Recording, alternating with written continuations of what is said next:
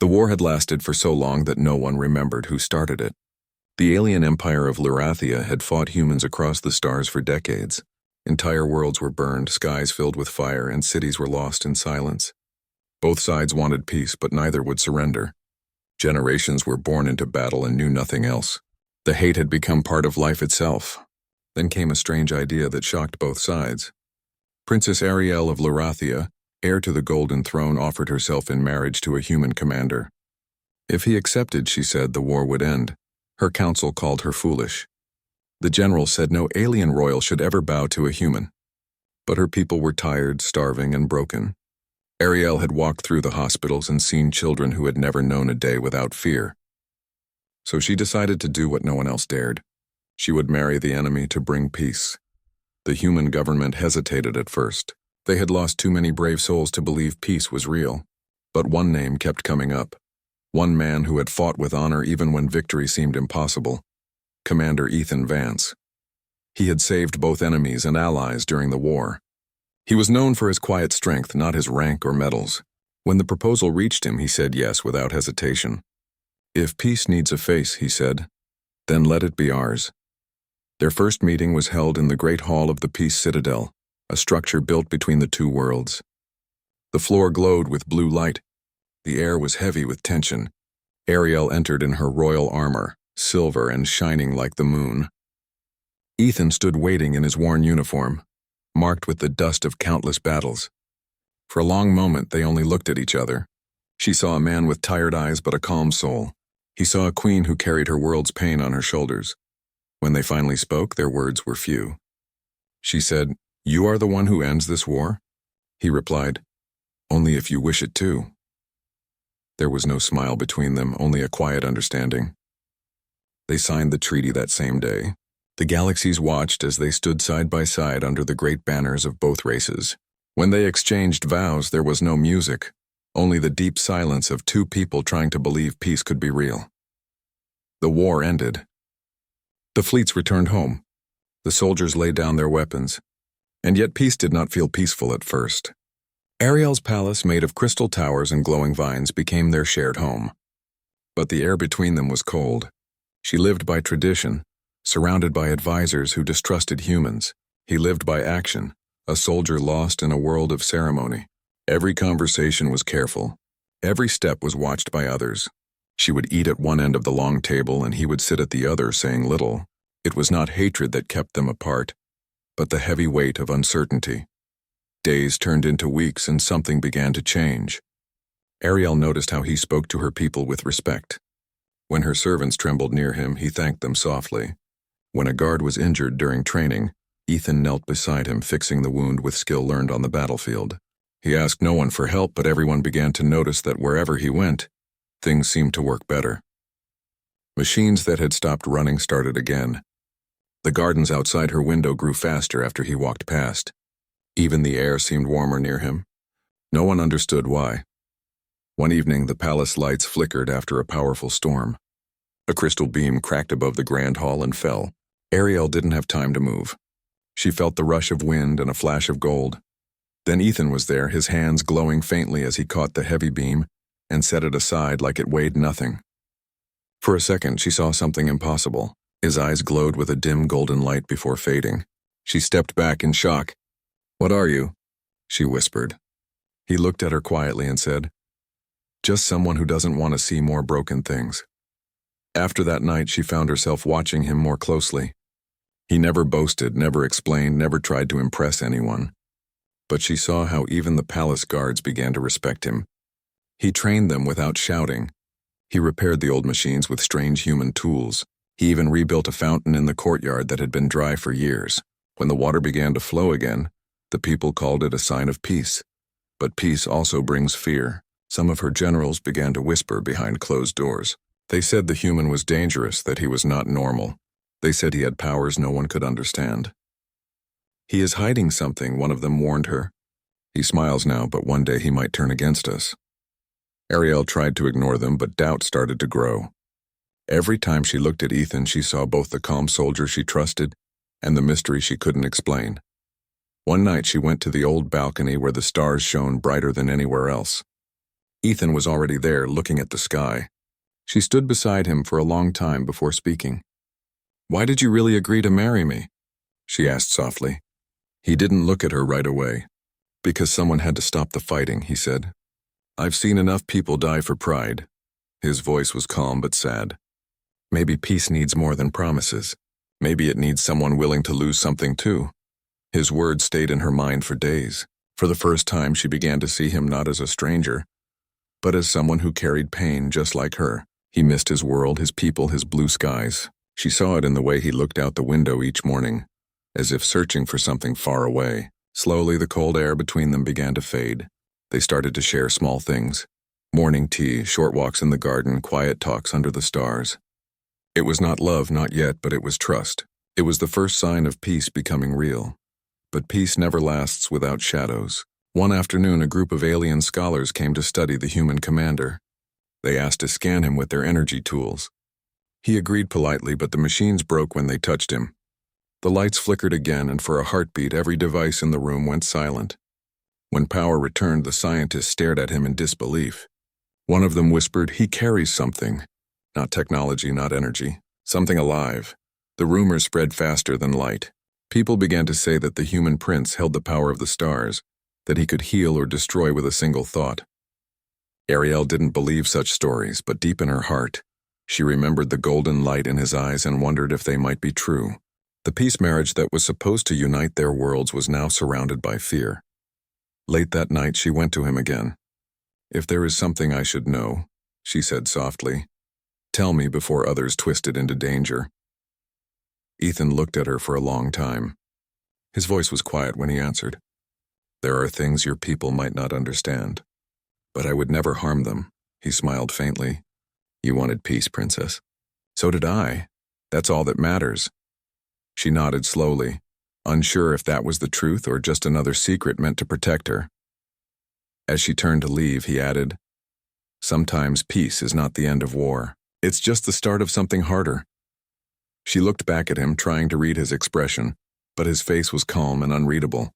For the first time, she realized that ending the war might not have been the end of their story at all.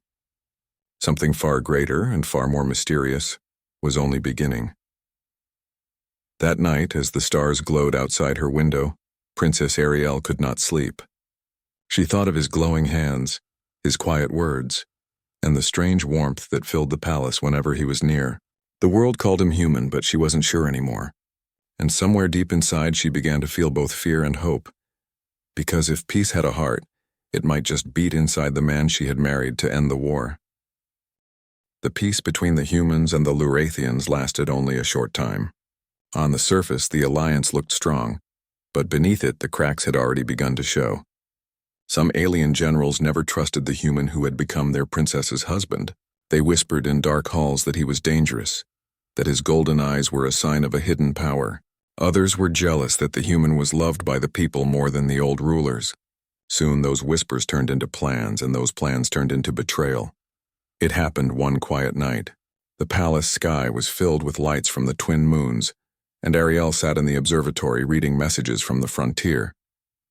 Ethan was walking through the lower halls, speaking with the engineers about repairs. That was when the alarm started to ring. A sound like thunder echoed across the glass corridors. Explosions broke through the peace of the night. The walls shook. Windows cracked. Shouts filled the air. The guards ran, and Ariel heard one word whispered through her communicator. Coup. A group of rebel soldiers had entered the palace. They were led by a high general who once swore loyalty to her father. He now declared that the queen had been blinded by her human husband.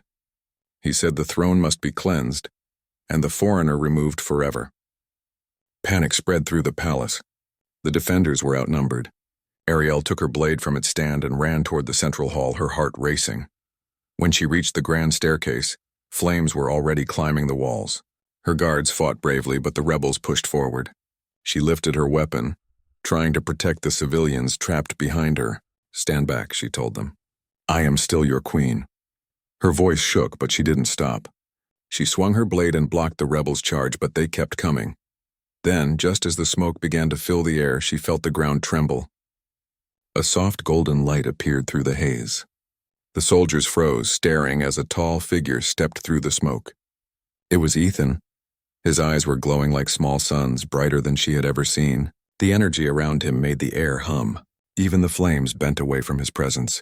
He walked slowly toward the rebels. "Enough," he said quietly, but his voice echoed through the halls. The rebels raised their weapons, but none fired. The golden light around him grew stronger, flowing like waves of heat. Metal blades began to shake and twist. The weapons in their hands melted into harmless dust. The crystal walls, cracked from explosions, started to heal, glowing blue again as if time itself was turning backward. Ariel could only stare. The power was beyond anything she had ever imagined. One of the generals shouted, "He is not human." But Ethan only looked at him with sad eyes. "Maybe not like before," he said. "But I'm still the same man who came here for peace." He lifted his hand slightly and a wave of energy spread across the hall. The soldiers were not harmed. They were simply stopped, frozen in place by invisible force.